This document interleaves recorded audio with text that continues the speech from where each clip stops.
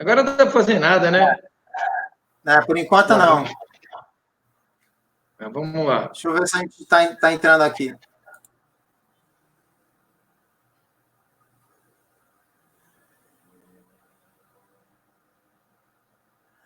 Entrou sim. Boa noite a todos. Estamos aqui com o secretário Fábio Ferraz, mais uma vez conosco, dando a orientação direitinho para as pessoas da Zona Noroeste, da nossa cidade de Santos, também as pessoas na cidade, né? E não é a primeira vez que o secretário de Saúde, Fábio Ferraz, está presente conosco, está sempre dando a orientação devida. O Fábio, quero agradecer a presença sempre conosco aqui, porque o Fábio está sempre com a gente,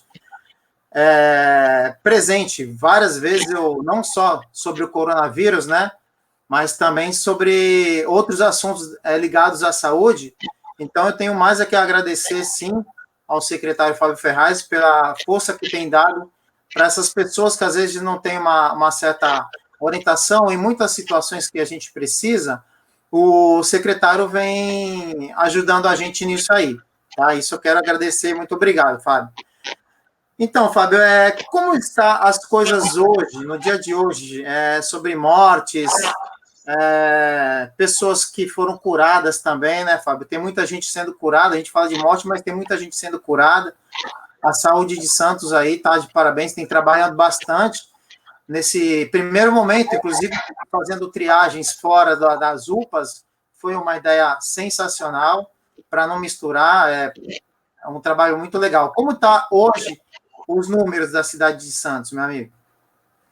Bom, boa noite, né? Já boa noite ou boa tarde a todos ainda. Mas uma satisfação aqui estar com você, o pessoal da Zona Oeste, em especial. Você que é um dos caras que realmente comunica muito bem para a cidade no todo, mas com um olhar sempre mais específico para a nossa Zona Oeste. Então, uma satisfação enorme estar aqui. Obrigado pelas palavras. É claro que é nosso dever aqui estar sempre conversando, dialogando e, mais importante, tentando ajudar a resolver os principais problemas do dia a dia. Eu sempre digo que acertar sempre a gente não vai conseguir, mas ao menos se dedicar ao máximo e conversar com as pessoas, ser humilde para poder admitir erros, ouvir sugestões, ouvir as pessoas, eu acho que isso é a melhor forma de a gente poder agir. Então, obrigado pelas palavras de incentivo também. Olha, na verdade, a gente tem realmente aí um momento difícil, né, no mundo todo, a nossa cidade não é diferente disso.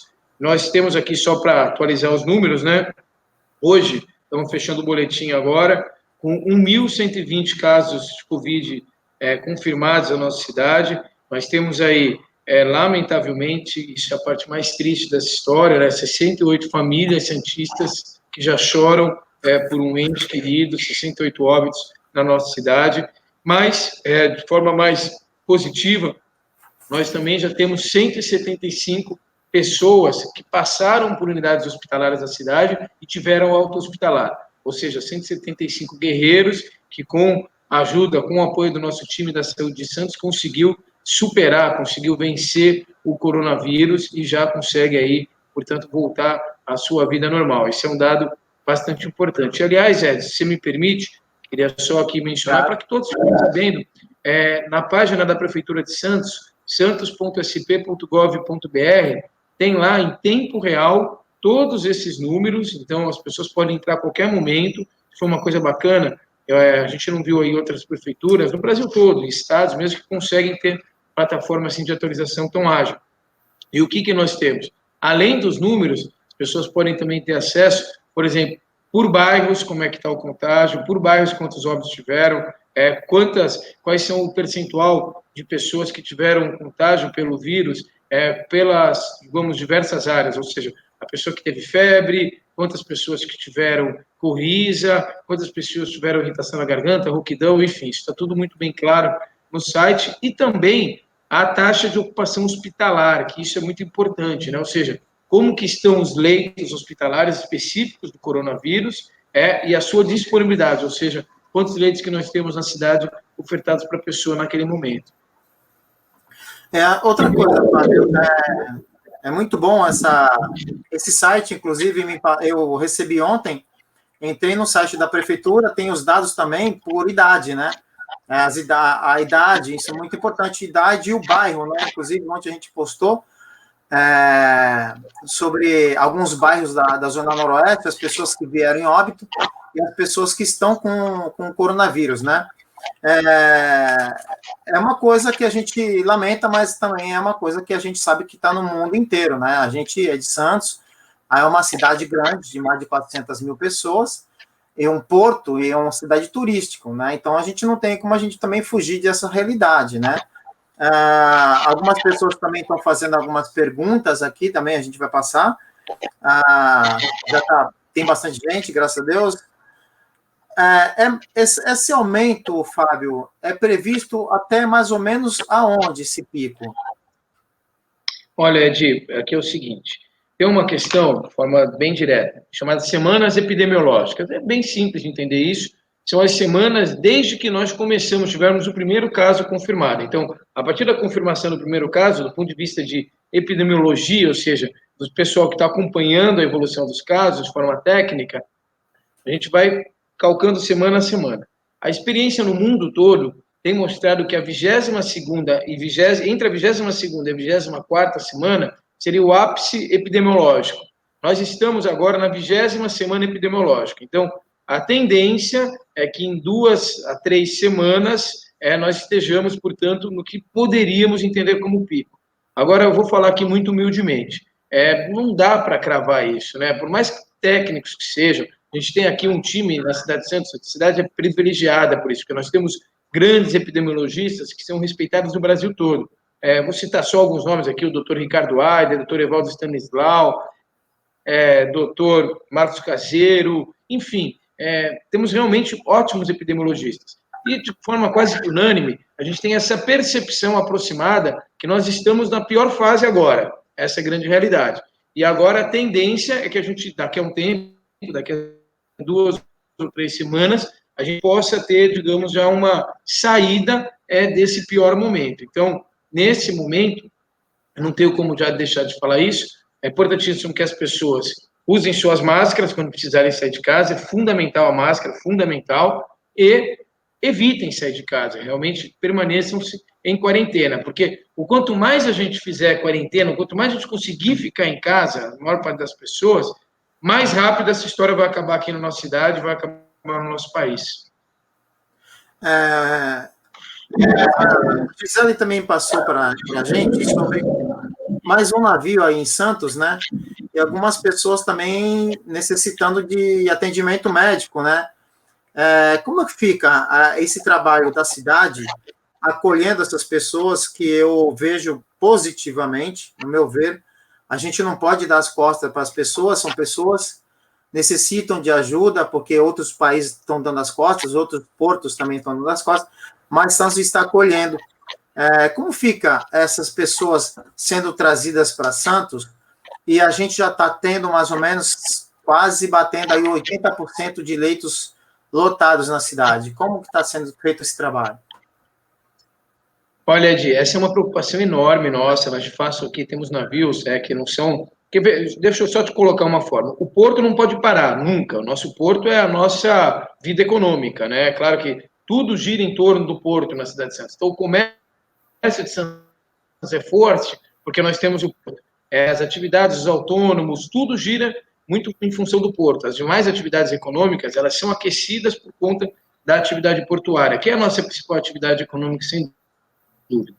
Então, os navios de carga entram e saem do nosso porto no dia a dia, não são um problema. Então, a gente não tem problemas com esses navios. Por quê? Porque, normalmente, hoje tudo é muito mecanizado, na verdade. Então, muitas vezes tem navios com 20, 25 tripulantes no máximo, não mais que isso. Então, a gente consegue realmente trabalhar muito bem com essas embarcações. A grande preocupação está nos navios de cruzeiro. A temporada acabou e nós temos aqui ainda, infelizmente, na Barra, 3 navios ao menos, que realmente tem aí um grande fluxo de pessoas. Um navio com cerca de 700 pessoas. Muito bem. Olha só que coisa interessante. Uma pessoa tem o Covid nesse navio. Naturalmente, é um ambiente fechado, a tendência da proliferação do vírus, infelizmente, é muito grande. Se, por exemplo, 10 pessoas pegam Covid e precisam de internação hospitalar, esse navio vai descer e a gente vai ter que colocar 70 pacientes, provavelmente estrangeiros, nos nossos leitos aqui na cidade. Não é que nós não queremos atender, A questão é que nós não podemos atender, porque isso lotaria totalmente os nossos leitos. Então, o que nós fizemos? Nós ingressamos com uma ação na Justiça para proteger a cidade de Santos perante a Justiça Federal e obtivemos uma liminar. Convencemos o Poder Judiciário Federal de que esse era um tema importante. Basicamente é o seguinte, o que está posto nessa decisão judicial? Se uma pessoa tiver mal, mas eu estou falando mal mesmo, ou seja, infelizmente, correndo risco de vida, ela vai desembarcar e nós vamos acolher essa pessoa.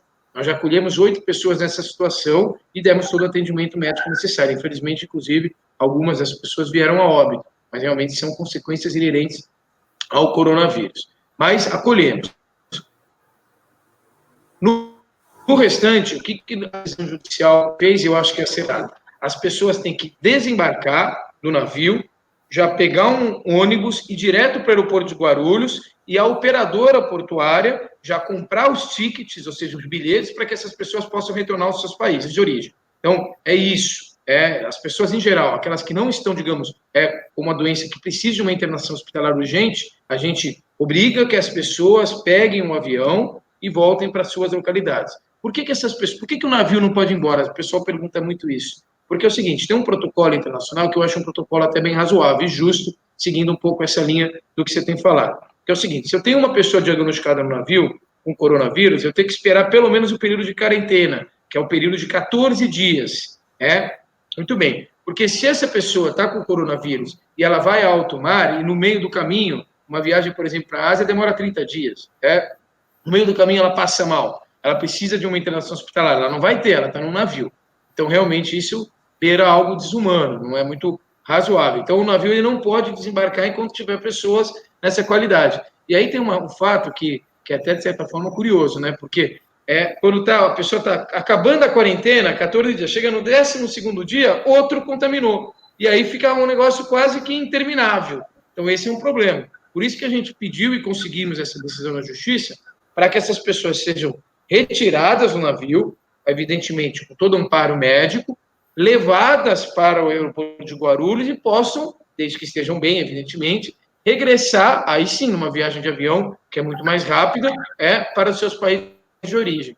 Então, isso foi uma ação importante para a gente preservar a cidade, mas sem deixar de atender aqueles que têm alguma necessidade urgente. E isso a gente tem feito aqui e os hospitais têm atendido.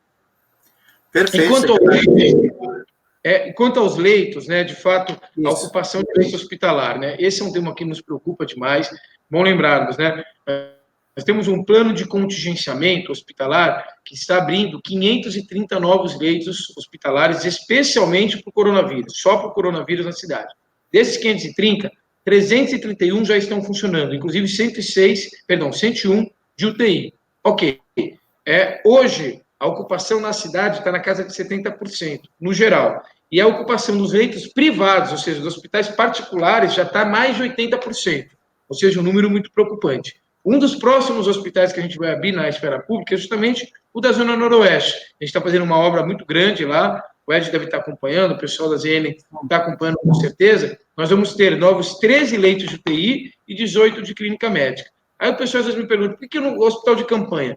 A gente está priorizando estruturar melhor os nossos próprios hospitais. Porque qual que é o raciocínio? O dinheiro que eu gastaria com o hospital de campanha vai acabar a crise, porque se Deus quiser e Deus vai querer, essa crise vai acabar, e acabou. Não vai ter essa estruturação continuada. Ao contrário, por exemplo, na Zona Noroeste, nós teremos um legado no hospital. Que a estrutura, o dinheiro que está sendo investido agora, vai ficar para a população após o período da crise. Muito bom. Outra coisa, secretário, a gente também recebeu a informação que o antigo PS da Zona Leste está sem raio-x. E esse pessoal acaba vindo para a Zona Noroeste para fazer esse atendimento. Não é uma contramão utilizar o raio-x, muitos deles que estão sendo usados para quem está com Covid-19, não teria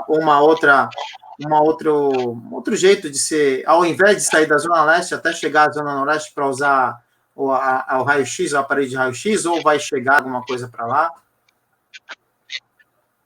Não, olha, nós temos a UPA da Zona Leste, que está pronto o prédio, e nós invertemos, né? O que que nós fizemos? A UPA da Zona Leste está prontinha, e claro, lá tem tudo, um padrão similar ao da UPA da Zona Noroeste. Acho que o usuário da UPA Zona Noroeste, a principal reclamação, normalmente, hoje, por sinal, está vazia. Estou vendo aqui nas câmeras nossas, ó, aqui, ó, vou até dar uma viradinha aqui para você, ó. Essa é a UPA agora, olha lá. A gente acompanha aqui, isso aqui é em tempo real, eu vejo aí as policlínicas, as UPAs, os hospitais, enfim. Então, a UPA agora está vazia. Às vezes a UPA está cheia, isso é um fato. Nesse período de Covid está vazia, mas a UPA da Zona Oeste, como todos sabem, tem tudo, funciona com uma estrutura bastante adequada.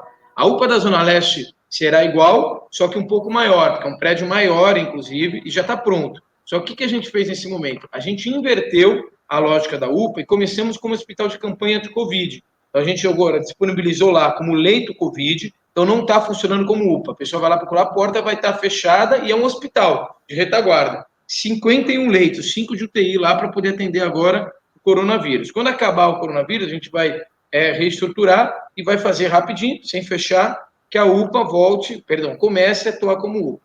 O que nós temos é o PS da Zona Leste provisório, que fica ali na Afonso Pena, que desde que foi derrubado o antigo PS do Macuco, funciona. Lá nunca teve raio-x, e sempre fizemos um fluxo, e esse fluxo é o seguinte: fica uma van encostada ali o tempo todo, se algum paciente precisa de raio-x, a gente leva esse paciente para a UPA central, que é muito mais próximo, não para a UPA da Zona Noroeste, não é essa o protocolo. Então, quando necessário, algum paciente precisa, a gente faz essa remessa. Agora, na UPA da Zona Leste, essa sim, quando estiver funcionando como UPA de fato, teremos ali o raio-x funcionando com toda a naturalidade. Legal. A Solange está fazendo uma pergunta para a gente, amiga nossa, ela está com o Covid, né, 19. Já faz praticamente quase um mês que ela está. E ela ainda não saiu o resultado dela, porque ela já está bem melhor, mas ela ainda tem alguns sintomas, como o olfato, o paladar, né? E ela não sabe se ela pode transmitir esse vírus, mesmo após ela já passou esse tempo de quarentena. Por mais que ela esteja com esse olfato, ela pode transmitir ou não? E como que ela sabe que ela está 100% garantida disso?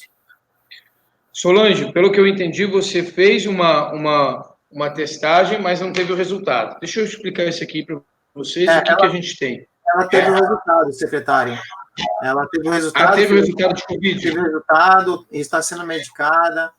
A azitromicina que ela está tomando, só que ela já faz isso, já faz uns 15 dias a mais. Ela já passou daquela época que poderia estar de quarentena, mas ela ainda sente, está sem paladar, né, e sem olfato.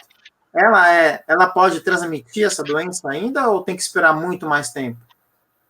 Olha, Solange, então vamos lá, perfeito, já deu para compreender perfeitamente.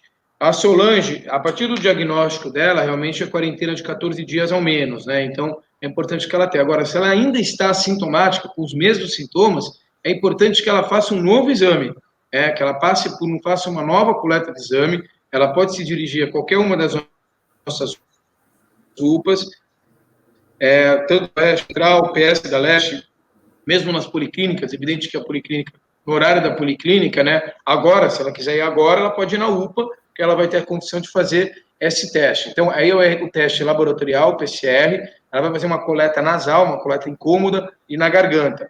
Esse teste, como é que nós temos? Isso é muito importante aqui, Ed. Qualquer santista pode e deve, desde que, claro, esteja sintomático, ou seja, esteja com sintomas, ir a uma das unidades e fazer o teste. Hoje, a gente está conseguindo fazer com que o teste tenha o laudo conclusivo em até 3 dias úteis. Então, hoje a gente conseguiu. Por quê? No começo da crise, estava rapidinho, vinha o teste. A gente mandava lá para o Instituto Adolfo Lutz e o Adolfo Lutz mandava o teste para a gente, o resultado. Só que o Adolfo Lutz, com todo o respeito e a admiração, porque realmente é um pessoal muito sério de lá, superlotou. Esquece, o Adolfo Lutz não dá mais, com todo o respeito mesmo, para a gente contar, porque é muito teste. Em todo o estado de São Paulo, eles não dão conta. Aí o que o Lutz fez?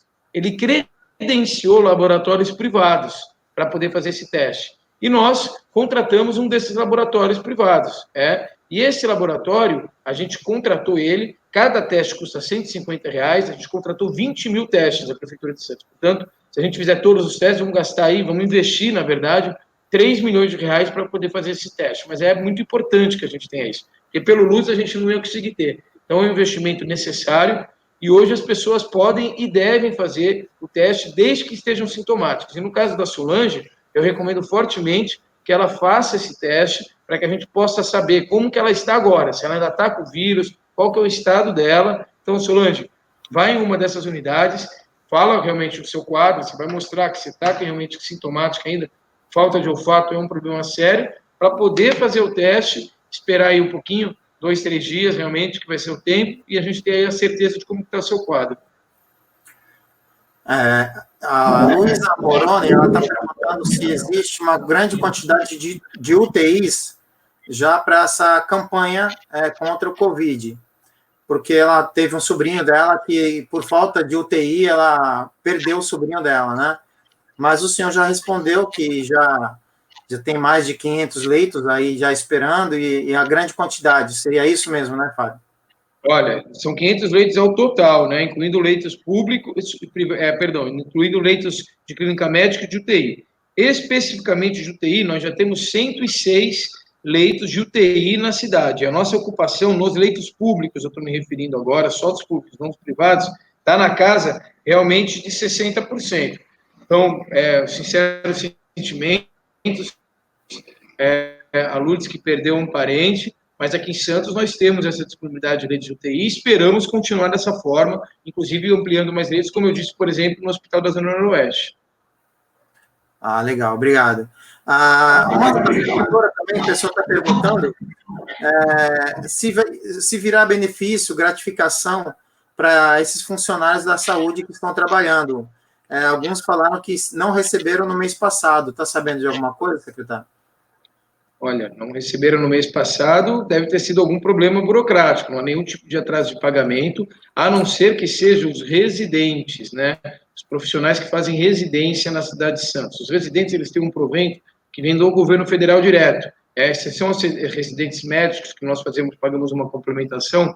Lamentavelmente, esses profissionais tão importantes estão com atraso de pagamento do governo federal. E, juridicamente, nós não podemos pagar esse pessoal, porque esse dinheiro ele vem direto do governo federal para eles. Agora, quanto a gratificações, de forma geral, pode ter acontecido algum problema específico aí para o servidor, não tem nenhum tipo de dificuldade quanto a isso. Estamos estudando sim, vamos ver se a gente consegue prover algum tipo de gratificação especial para quem está atuando no Covid. Lembrando, nossos time da saúde aí, a gente está tendo uma atenção bastante importante, né, disponibilizando hotel para o pessoal, fizemos uma parceria com a 99, tá? Com a 99 Pop, né, para disponibilizar um voucher de R$15 para o pessoal poder se locomover também, isso foi bem bacana, o pessoal pode ter essa aderência a esse voucher aí de forma muito clara, através de um telefone de celular que já foi disponibilizado, enfim. Então, a gente está tentando dar o melhor acolhimento possível para o time da saúde poder atuar da melhor forma.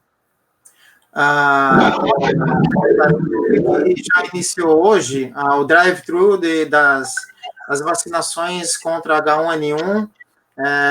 Gostaria de saber o benefício dessa vacina contra a Covid-19, e amanhã a gente já está sabendo também que voltará na segunda-feira também as vacinas, né? Olha, nós temos... Essa importância, que nem eu estava saindo uma matéria que as pessoas que têm tá com problema de respiração, e quem toma vacina, ela pode ser beneficiada evitando utilizar o leito da UTI, se caso pegar a Covid, né? É exatamente isso? Não é bem isso não, Ed. Bom, olha só, primeiro, a vacina H1N1, a vacina da gripe convencional, é importante para as pessoas se imunizarem contra a gripe mesmo, para que a pessoa não pegue H1N1, que também é sério. Claro que não é tão sério quanto o Covid.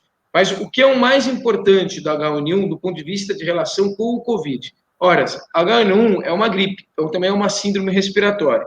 Vamos lá, se eu tomei a vacina e estou, portanto, imunizado do H1N1, muito provavelmente eu não vou ter uma gripe convencional, entre aspas, uma gripe da H1N1. Se eu tiver algum sintoma gripal, para efeito de análise, já exclui a gripe convencional e já potencializa a tendência para o Covid. Então, é muito importante para diagnóstico mais rápido. Então, isso é fundamental.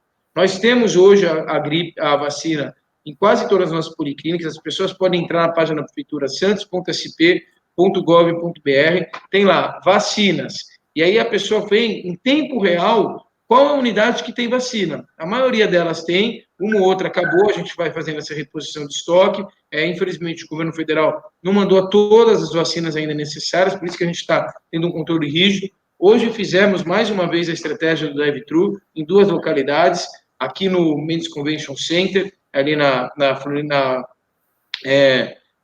oh, meu Deus, fugiu o nome da rua. Francisco Glicério. Isso, obrigado. Ou como dizem os antigos, na linha do trem, né? Hoje a linha do velho, mas a antiga nossa linha do trem aqui da cidade. E também, é claro, na Zona Noroeste, ali na Policlínica do Rádio Clube. Então, as pessoas puderam, mais uma vez, aderir à estratégia do drive-thru. Por que é importante o drive-thru? O pessoal que tem carro, que tem a disponibilidade do carro, toma vacina dentro do carro, então não tem contato com ninguém. Sai de casa, principalmente os idosos, que é a grande preocupação nossa, é muito preocupante de fato, a gente vacinar também os idosos. Então, o idoso, o pessoal que tem o carro, vai na vacinação, toma vacina dentro do carro, não tem contato com ninguém. Nossos profissionais de máscara, com todos os EPIs, tudo direitinho, luva, enfim. Então, isso é muito positivo. E é claro, o pessoal que não tem a disponibilidade de usar o drive-thru também pode ir nas policlínicas, e aí a gente está sendo muito rígido, tá? Qual que é a rigidez? Primeiro, filas no ambiente externo da policlínica com distanciamento.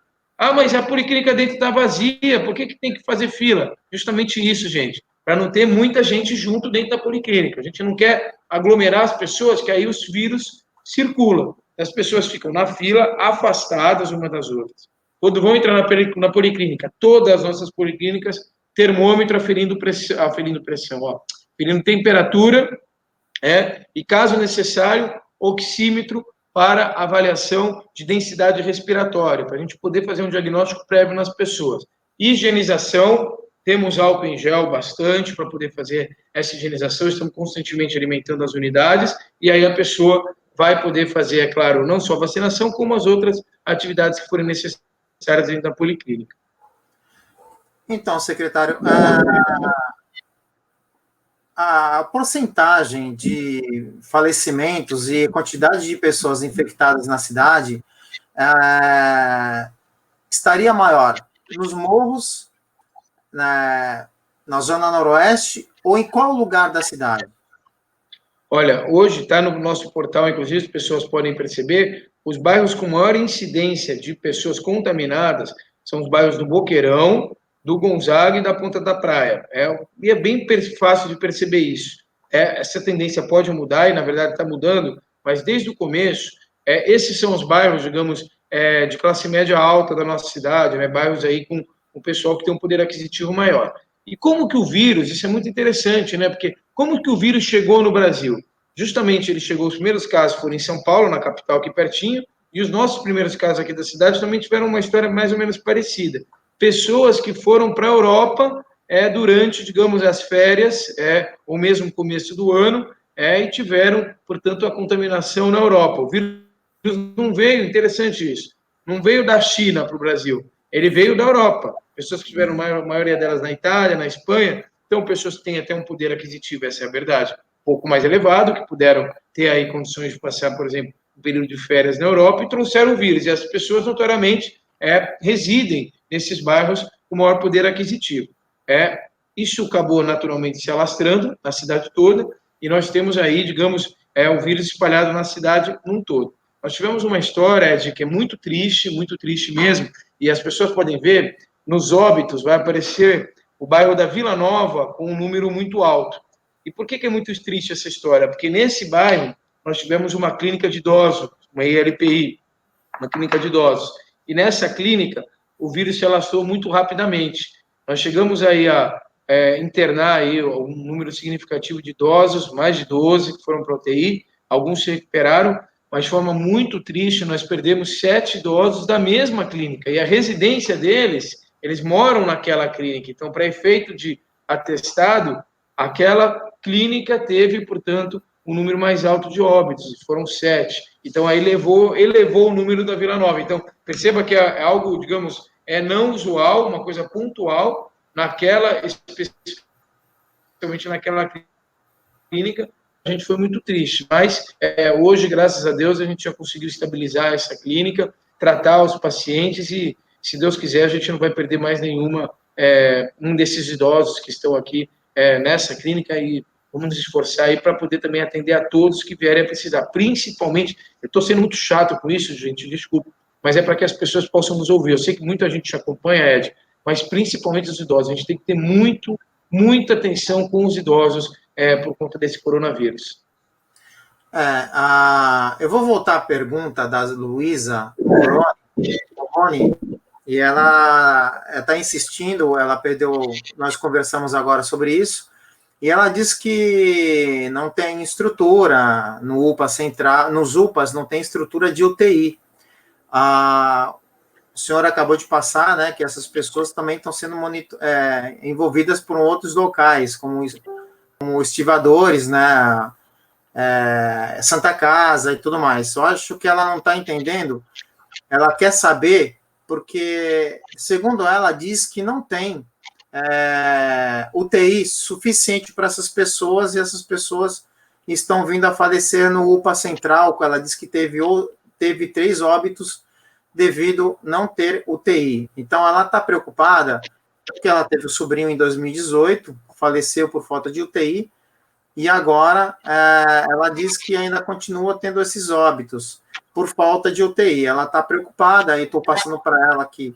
A gente conversou sobre isso, acho que dá uma atenção a mais, porque ela está preocupada achando que não tem UTI suficiente. A quantidade de UTI hoje na cidade inteira, de quantos por cento a gente existe para receber essas pessoas? Na rede pública, Ed, Luísa, nós temos 90 leitos de UTI públicos, de UTI adulto, e 16 de UTI infantil na cidade hoje. Então, para ficar os números aqui claros, no estivadores nós temos 20 leitos, estão utilizados hoje, nesse momento, 13. Na Santa Casa nós temos 30 leitos, estão utilizados 14. Na Beneficência Portuguesa, 5 leitos, estão utilizados 2. No HPP, o Hospital de Pequeno Porte, nós temos 10 leitos, estão sendo utilizados 9. E na UPA Leste, que é o hospital provisório lá agora Covid, nós temos 5 leitos, estão sendo utilizados 2 leitos. Então, além, é claro, do Hospital Guilherme Álvaro, onde nós temos 20 leitos e nesse momento nós temos 12 pacientes. Então, do total de leitos, nós temos hoje na cidade, na rede pública, 60% dos leitos ocupados. Aqui também tem uma linha dos leitos de UTI infantil. Então, Luísa, nós temos hoje, sim, essa oferta de leitos. Agora, Luísa, deixa eu ser muito franco, e a preocupação de todos. Todos nós precisamos nos manter em quarentena, nos preocuparmos com a ampliação dos casos de Covid, para que a gente possa manter esse quadro de estabilidade na cidade. Hoje o quadro é estável. Estável não significa confortável, é estável. Então, temos um quadro estável na cidade. E não podemos perder esse jogo para um quadro, como infelizmente a gente vê em outras localidades, principalmente hoje em algumas regiões do norte do país, mesmo em algumas cidades do Nordeste, infelizmente aqui também mais próximo, no Rio de Janeiro, de disponibilidade. Mas a cidade de Santos hoje conta com uma oferta de UTIs superior à demanda. Aqui na Zona Noroeste, muita gente ainda vem ocupando as praças, jogando bola, fazendo churrasco, criando grandes filas em alguns lugares. A gente está passando por uma certa dificuldade de fiscalização e também de conscientização, né, das pessoas que não possam estar nas ruas com essa facilidade, né? Nós recebemos agora há pouco que o governador também vai estender, e Santos está aderindo ao que o governador João Dória tem feito, né? Tem prolongado a quarentena. Essa preocupação grande, tanto do João Dória como do prefeito de Santos, para não sair de casa e a gente se estender cada vez mais, eu vejo que a gente vai ter que cada vez mais prolongar as aberturas dos comércios, das escolas e outros órgãos de trabalho por causa dessas pessoas na rua, né? Eu acho que essas pessoas acabam atrapalhando muito a situação desses comerciantes e das escolas por causa dessa pandemia, que as pessoas não estão tendo essa conscientização e muitas delas parecem que a gente olhando, a gente se sente até estranho, a gente vê que será que essas pessoas não pegam a Covid, porque é a quantidade muito grande de gente na rua fazendo absolutamente nada, secretário. Como é que a gente pode ter essa certeza dessas pessoas, ou uma orientação maior para elas não saírem de casa? Por exemplo, na Zona Oeste está um absurdo. A gente tem que primeiro conscientizar, né? A gente tem essa estratégia de conscientização como a pior. Desculpa a forma rude que eu vou falar agora, mas a pessoa que hoje está fazendo um churrasquinho com os amigos, enfim, achando que não está acontecendo nada, desculpa mesmo. Mas fatalmente, essa pessoa terá alguém na sua família ou ela mesma, logo vai bater na porta de um serviço de saúde, porque o vírus ele é presente na cidade.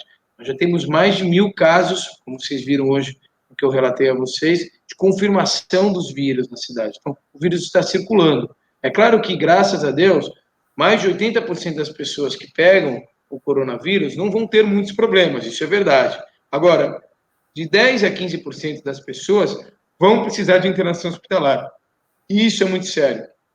Então, as pessoas precisam se conscientizar. Não existe vacina para o coronavírus, mas se eu pudesse falar que existe uma vacina, a vacina hoje se mantém em isolamento. E, se tiver que sair, usar máscara. Isso é fundamental. As pessoas precisam ter essa consciência. Prefeitura, nosso prefeito, na minha visão acertadamente, instituiu multa. Então, o estabelecimento comercial que permitir que pessoas ingressem na sua unidade sem utilização de máscara, vai tomar uma multa de R$3.000. A fiscalização vai chegar e vai dar uma multa de R$3.000 para o estabelecimento comercial. As pessoas, em geral, também podem ser multadas no valor de R$100 se não estiverem utilizando a máscara.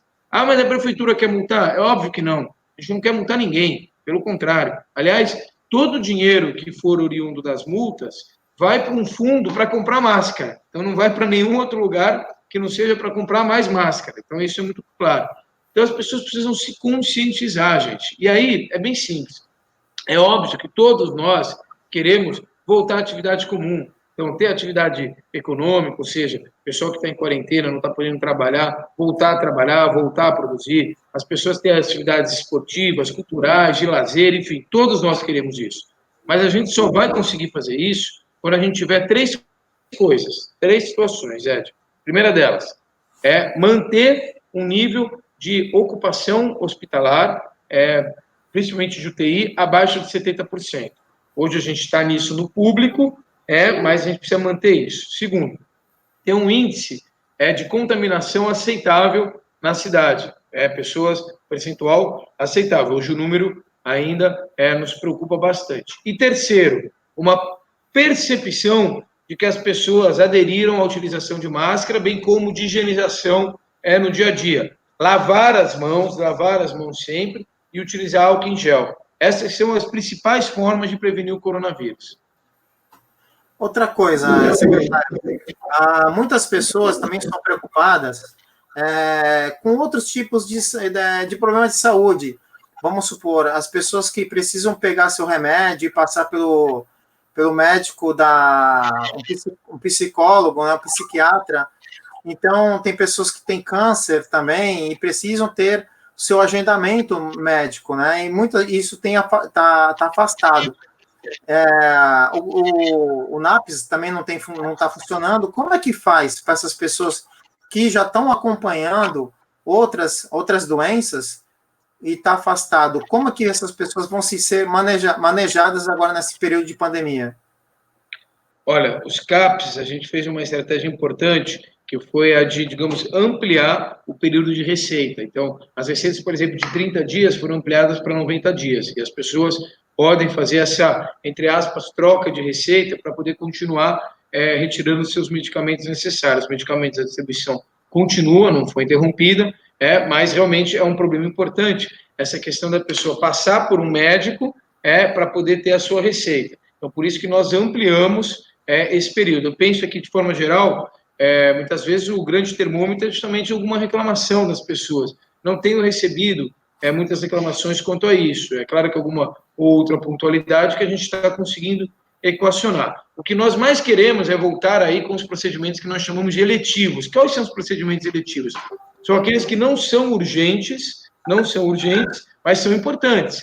Então, tratamentos diversos, como, por exemplo, uma cirurgia relacionada à derme, por exemplo, uma cirurgia oftalmológica, não é urgente, mas é importante. E a gente precisa voltar com isso logo. Esse mês ainda a gente vai ter que segurar mais um pouquinho, mas já sim, a partir do mês de junho a gente já vai poder conseguir ter uma retomada maior sobre os procedimentos eletivos. Os procedimentos de natureza oncológica, ou seja, câncer, cardíaca, relacionados aos problemas cardiovasculares, sobretudo, e outras patologias que são absolutamente inerentes e urgentes, não foram suspensas. Então, isso continua acontecendo normalmente. Aliás, a gente acabou de inaugurar o Ambesp novo, um prédio que está super bacana, foi uma parceria com a Universidade de Lusíada, 21 de março ficou pronto, a gente inaugurou e não pudemos usar ainda, é uma pena. A gente está louco para poder colocar esse equipamento que está muito bem estruturado à disposição da população. Tomara a Deus aí, já em junho, a gente já possa gradativamente começar isso, por quê? A gente não pode fazer com que as pessoas façam acúmulo de pessoas no mesmo lugar. E aí tem uma coisa interessante, Ed, olha que coisa curiosa. Se a pessoa que está com alguma comorbidade, ela vai para uma unidade de saúde para fazer um procedimento eletivo e ela tem um contato com muitas pessoas, o risco de ela se contaminar com o coronavírus multiplica-se muito. E se a pessoa já está com uma comorbidade pré-existente e pega o coronavírus, meu amigo, a gente vai ter um problema, porque essa pessoa vai ter problemas sérios. Então, a ideia é assim, mesmo que a pessoa tenha uma comorbidade que não seja urgente, ela está com esse problema, mas ela, mantendo-se em isolamento, ela diminui, portanto, bastante o risco de ela contrair o Covid-19. Portanto, é aquela história. Não é o ideal, mas é o necessário para esse momento. Tem, inclusive, um decreto do governo do estado que realmente inibe aí os procedimentos eletivos nesse momento. Então, você colocou bem, né? Sobre o estado proíbe algumas coisas. Mas eu tenho feito, no caso, ontem, eu fiz um exame de sangue e anteontem eu passei pelo oftalmo, que a gente já tinha marcado anteriormente essa quarentena, né? E as coisas estão funcionando normalmente no AME, né? Ou seja, claro, estão funcionando de que forma? A gente vê que lá fica completamente vazio. Nós não vemos mais como era antigamente, cheio, com filas, né? Mas a qualidade, o trabalho não está parado. A gente viu que eu fui atendido, só tinha uma pessoa comigo na frente, né, esperando para ser atendida, mas o trabalho parece que está voltando à normalização, pelo menos no AME, né, para não acumular tantos trabalhos. Também não seria interessante voltar ao Ambesp dessa mesma forma que o AME tem feito? É exatamente isso. O AME, a gente está seguindo a mesma programação que o pessoal do AME. Eles estão com uma produção aí de casa de 10, 15, no máximo 20% daquilo que realizavam antes. É mais ou menos esse é o nosso número também. A gente está realizando muito pouco, basicamente os agendamentos antigos que já estavam agendados. Então, é claro que nós não estamos felizes com isso, é uma situação ruim, mas a gente está com esse percentual. Não está parado, os Ambesps não estão fechados, os ambulatórios estão realizando procedimentos, mas volto a dizer, muito pouco. E o AME segue a mesma linha, você percebeu isso. Você chegou lá, você tinha 2, 3 pessoas. Quem conhece o AME sabe que é o contrário, é um lugar que sempre tem realmente um número importante de pessoas. E, gradativamente, a gente vai começar essa retomada. A nossa ideia, vou te adiantar aqui, Ed, se não tivermos nenhum problema, ou seja, não tiver nenhum outro pico muito complicado, nada disso, já no mês de junho, nós voltarmos a ter 50% do que nós tínhamos normalmente acontecendo nos Ambesps. E, claro, no caso de Santos, fortalecendo bastante o Umbesp novo Umbesp ali no Macuco, que eu acho que realmente o pessoal vai gostar bastante quando tiver acesso àquela unidade com mais intensidade. Então, retomada sim, mas uma retomada gradual. Legal. A Gisele me perguntou se Santos corre o risco da decretação, do decreto de lockdown na cidade. A gente pode acontecer isso também, não? Olha, a gente torce todos os dias e trabalha intensamente para não. Foi renovado aí a quarentena no estado até o dia 31. A gente vai seguir em quarentena até o dia 31. Vamos trabalhar, vamos pedir a colaboração. Mais uma vez, você chato. Toda hora eu repito isso, que ela fala, pô, mas esse cara é chato, hein? Desculpa, estou sendo chato mesmo. Mas utilizar máscara, é muito importante. E aqueles que não tiverem serviços essenciais, permanecerem em quarentena. Com a colaboração da população, a gente vai conseguir evoluir e a gente vai conseguir ter uma, digamos, estabilidade. Com essa estabilidade, se Deus quiser, a gente não vai precisar dar passos mais agressivos, digamos, de isolamento da sociedade, que seria aí o lockdown. Ao contrário, o que nós mais desejamos e o que nós da saúde queremos é dar essa sustentação para o prefeito Paulo Alexandre Barbosa poder fazer justamente o contrário, que é iniciar a retomada da atividade econômica o mais rápido possível. A gente está trabalhando aqui fortemente para isso. Legal. Vou pedir para as pessoas deixarem as perguntas na página, porque daqui a pouco a gente já vai encerrar a nossa live. A gente tem aí quase 80 pessoas, mas que sejam rápidas para a gente finalizar também e liberar o secretário, que ele já trabalhou o dia inteiro, já a gente passou do horário do trabalho dele, a gente está fazendo a nossa live. Mas, secretário, uma pergunta. A gente tem percebido que a quantidade percentual de pessoas vindas para ficar internadas devido à Covid-19 não são de Santos, né? E a gente tem percebido também, pelo menos eu, passei na cidade vizinha, né, de São Vicente, e vi muita gente na rua, inclusive alguns comércios estão abertos. Será que isso também não vai acabar atrapalhando muita gente da cidade de Santos? De repente, se Deus o livre isso acontecer, ter 100% dos leitos lotados, muitos santistas também vão ficar fora. A gente não está sendo contra as pessoas utilizarem, né, o serviço público de saúde de Santos, mas que ela também tome um certo cuidado, né, porque a gente está vendo praias sendo liberadas, lojas sendo liberadas, e a quantidade de pessoas na cidade não está sendo de santistas, é isso, secretário?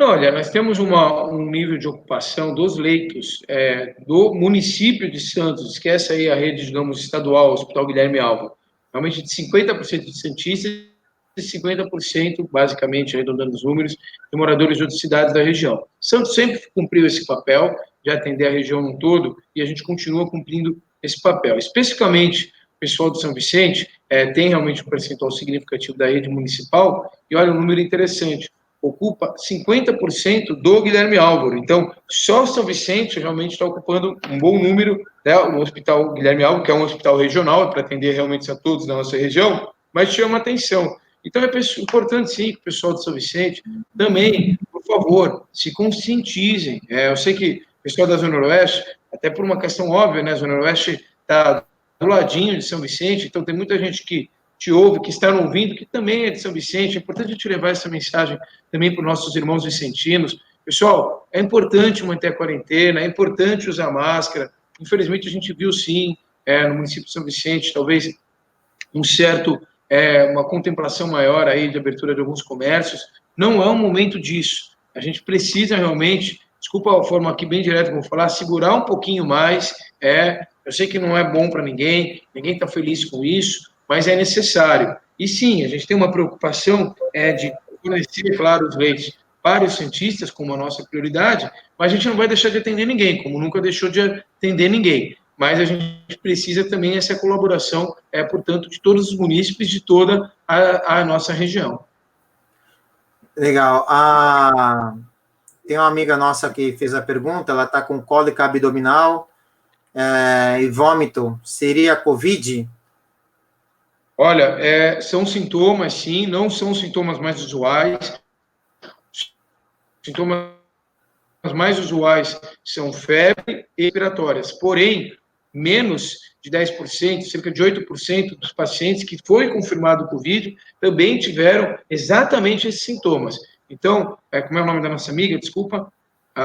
Márcia Bezerra. Márcia, persistindo esses sintomas, dá um pulinho na UPA, ou da Zona Noroeste, se for mais fácil para você, ou a UPA Central. Volto a dizer, as UPAs estão vazias, nosso pessoal está realmente à disposição, motivado em poder prestar o atendimento, vai passar pela consulta médica, o pessoal vai fazer toda essa verificação, mas, por favor, vai se cuidar sim, que pode ser Covid. É claro que quem vai dizer isso vai ser o profissional médico e, sobretudo, o nosso exame que vai ser, se for o caso, realizado em você. O Paulo está perguntando que 80 casos de ontem para hoje, é isso? Não entendi, Ed, perdão. O Paulo Santana perguntou se foi 80 casos de ontem para hoje. Procede isso? Olha, no número geral, não chega a isso tudo, não. No número geral, hoje nós estamos com, ao total na cidade, incluindo a rede privada e a rede pública, 322 pessoas internadas em hospitais de Santos. Volto a dizer, incluída a rede pública e a privada, esse é o número agora, 322. É que o nosso boletim, que é um cardzinho que rola, a gente faz, isso é importante esclarecer, viu, Ed? O número de pacientes. Aí o pessoal fala, pô, mas peraí, esse número está discrepante ao número de internações. Sim, porque esse boletim, ele é um boletim epidemiológico, então ele fala dos santistas. Então, os santistas que estão hospitalizados. Esse número que eu estou falando aqui para vocês é o número total de pessoas hospitalizadas. E nesse número, como disse, praticamente metade não são de santistas, embora estejam realmente em hospitais de Santos. E aqui eu quero deixar claro, muitos deles, inclusive, na rede privada, ou seja, estão pagando para isso, nenhum problema. A nossa preocupação muito grande é com os leitos dispostos da rede municipal de saúde, e que são realmente ocupados, às vezes, de forma significativa, por pacientes de outras cidades da nossa região. Então, o número de ontem para hoje, ontem a gente fechou com 314 pacientes, e hoje com 322. Portanto, a gente subiu aí em 8 pacientes, eu não errei a conta, mas acho que não errei, em 8 pacientes de ontem para hoje. O que preocupa? Pô, mas 8 pacientes a mais só? Gente, está subindo todo dia. Por isso que a gente está muito preocupado, por isso que a gente está sendo chato, está pedindo para o pessoal usar máscara, está pedindo para o pessoal ficar em quarentena, porque está subindo todo dia. E isso realmente está nos preocupando bastante. Muito obrigado, Fábio, pela sua presença. A gente está chegando aí também ao final da nossa live, quase uma hora aí de live, muito importante a sua apresentação conosco. Muitas pessoas fazendo pergunta também. Eu peço que depois, se puder, fazer as respostas para essas pessoas que estão na página, escrever para elas de alguma forma. Eu agradeço muito. Você sempre teve prestativo quando a gente faz uma live, a gente faz algumas perguntas e a gente tem uma grande necessidade na Zona Noroeste desse afeto, dessa aproximação, né, com o secretário, com a Zona Noroeste. Então, a gente agradece muito a sua participação, agradecemos as pessoas que estão participando aqui também da live. Eu acredito que depois a assessoria vai também passar uma resposta para essas pessoas, mas, em antemão, eu venho agradecer novamente por participar da nossa live, secretário, e nos abrir mais os olhos do que a gente necessita, da situação que se encontra a cidade, da situação que encontra a Zona Noroeste, e é muito importante essas respostas que você passou pela gente, tá bom? Muito obrigado, secretário, pela sua participação. Olha, eu que agradeço a oportunidade de estar aqui com vocês, é sempre um prazer poder estar conversando contigo, Ed, pessoa que eu admiro bastante pelo trabalho, verdadeiro guerreiro aí da comunicação, é um fotógrafo muito bom, agora não está podendo tirar muita foto, o Ed, né, porque tem que ficar mais reservadinho, mas além de tudo um grande amigo, e um abraço para todo mundo da Zona Noroeste. A gente está sempre muito próximo, aí tenho vários e vários amigos na Zona Noroeste, uma região que a gente tem um carinho muito grande. E vamos juntos, gente, vamos superar esse negócio todo, vamos torcer para que a gente possa conseguir retomar a vida com toda tranquilidade. Enquanto isso, as pessoas precisam realmente se cuidar. Vamos cuidar dos nossos idosos, isso é muito importante. Aqueles que puderem, realmente se mantenham na quarentena e, de forma geral, vou até colocar a minha aqui para me despedir de vocês, para utilizar a máscara no dia a dia, para que a gente possa evitar a contaminação de todos. Beleza, gente? Obrigado mais uma vez pela oportunidade e uma boa noite aí a todos. Obrigado, secretário. Boa noite para aqui também, de todo lado. Valeu. Abraço, gente. Muito obrigado, hein? Valeu, um abraço.